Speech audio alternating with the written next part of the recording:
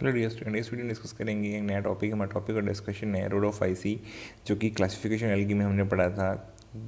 जो रोडोफाइसी है वो थर्ड क्लास है हमारी, जिसको हम रेड एल्गी बोलते हैं कॉमनली। दो ऑलरेडी हम डिस्कस कर चुके हैं, तो इस वीडियो में हम रोडोफाइसी क्लास के बारे में पढ़ेंगे, जिसमें हम हैबिटेट भी डिस्कस करेंगे, इसके थैलस के बारे में पढ़ेंगे, सेल वॉल के बारे में पढ़ेंगे, कंपोजिशन क्या है, पिगमेंट्स कौन से मिलते हैं, स्टोर्ड फूड क्या है, रिप्रोडक्शन कैसा होता है, और एग्जाम्पल एट द एंड।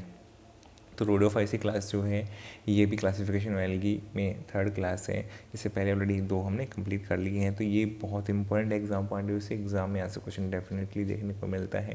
तो इसलिए बहुत ध्यान से वीडियो को देखना है, एंड तक देखना है, आपको सब बातें समझ में आ जाएंगी, क्वेश्चन कैसे आते हैं, क्या आंसर्स बनते हैं। My name is Deepak Lata, I am going to explain this in video. देखो यहाँ पे वीडियो की शुरुआत करते हैं, तो हमारी टॉपिक डिस्कशन है रोडोफाइसी क्लास के बारे में हम पढ़ेंगे। रेड एल्गी से कॉमनली बोलते हैं। इसमें हैबिटेट कैसी है, क्योंकि सारी एल्गी है एक्वेटिक पानी में मिलती है, तो इसलिए ये भी एक्वेटिक हैबिटेट में मिलती है। Found in marine habitat with the, इसका मतलब ये सॉल्टी वाटर में, सी वाटर में ज़्यादा मिलती है। Greater concentration found in the warmer areas, इनकी ज़्यादा कंसनट्रेशन कहाँ पे मिलती है, वार्मर एरियाज़ के अंदर देखने को मिलती है, जहाँ पे टेम्परेचर ज़्यादा रहता है सही का, वहाँ पे देखने को मिलती है। तो यहाँ पे आप याद रखना है, तो मरीन हैबिटेट में मिलती है, और साथ में इनकी ग्रेटर कंसनट्रेशन कहाँ पे है, वार्मर एरियाज जहाँ होते हैं, से मतलब ट्रॉपिक्स के आसपास कह सकते हो आप, according to geography. Found in the fresh water, some कुछ जो है फ्रेश वाटर में भी मिल सकती है।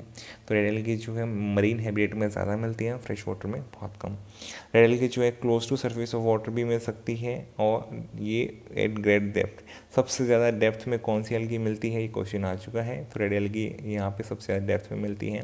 सरफेस के पास ये जब आती हैं जब लाइट जो है यहाँ पे वेल लाइटेड रीजन्स जो होते हैं क्लोज टू सरफेस, और जब लाइट बहुत ज़्यादा हो जाती है तो फिर रिलेटिवली लिटिल लाइट नीचे तक चली जाती है, जो वहाँ उस डेप्थ तक ये चली जाती हैं, ताकि जो हार्मफुल इफेक्ट होता है ज़्यादा लाइट होने का सरफेस के पास, उससे बचने के लिए डेप्थ में जाती हैं।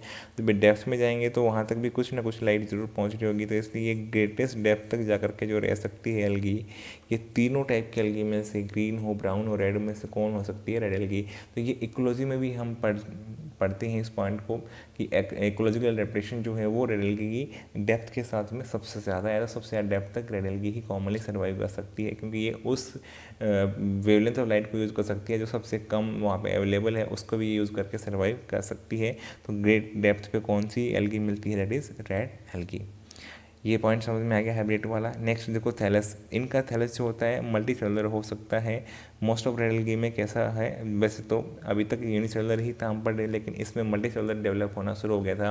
तो रेड एल्गी इवोल्यूशन का पार्ट बन चुकी थी, और इससे आगे इवोल्यूशन होने से ऑर्गेनिज्म मल्टी सेलुलर बने।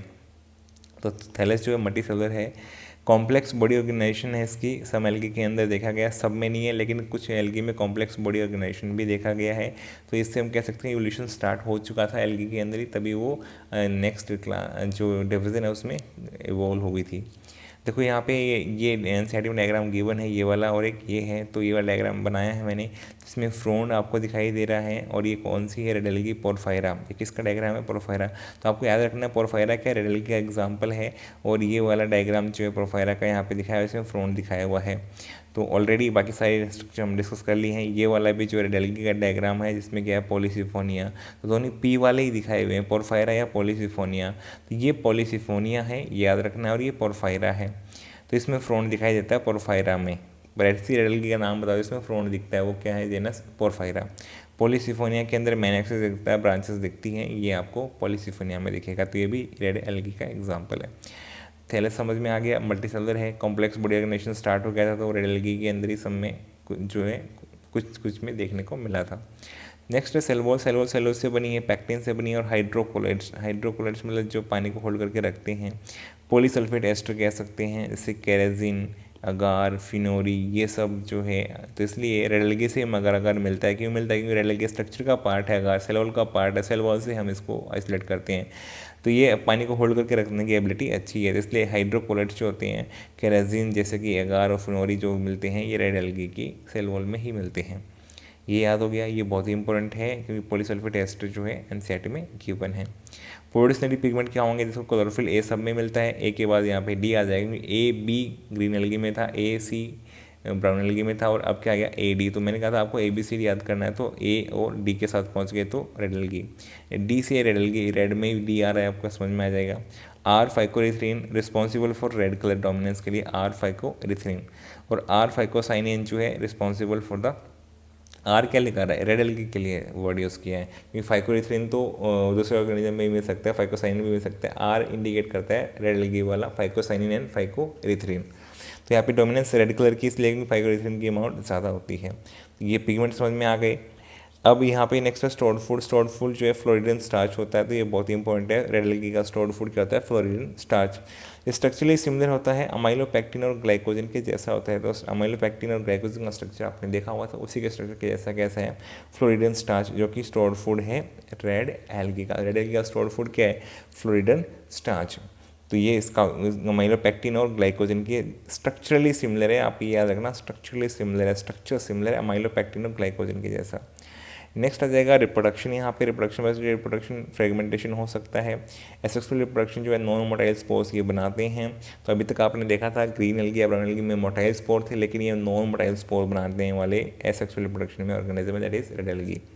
सेक्सुअल रिप्रोडक्शन में भी इनमें ओगैमस ज़्यादा होता है as compared to other type जो थे, accompanied by complex post fertilization development यहाँ पे स्टार्ट हो चुकी थी। तो कॉम्प्लेक्स पोस्ट फर्टिलाइजेशन डेवलपमेंट जो है वो रेड एल्गी में शुरू हो चुकी थी।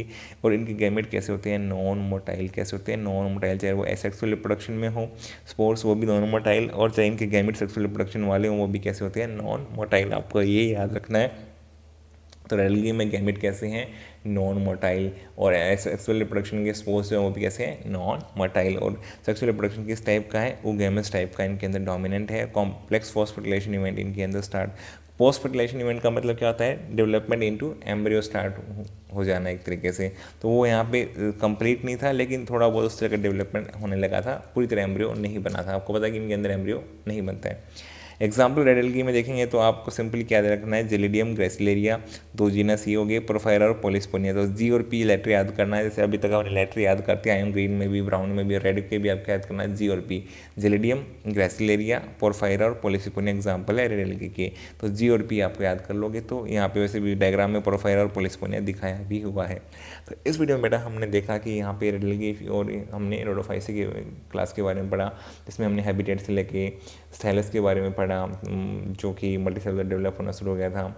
और उसके बाद में कॉम्प्लेक्स बॉडी ऑर्गेनाइजेशन भी कुछ एल्गी में डेवलप हुई।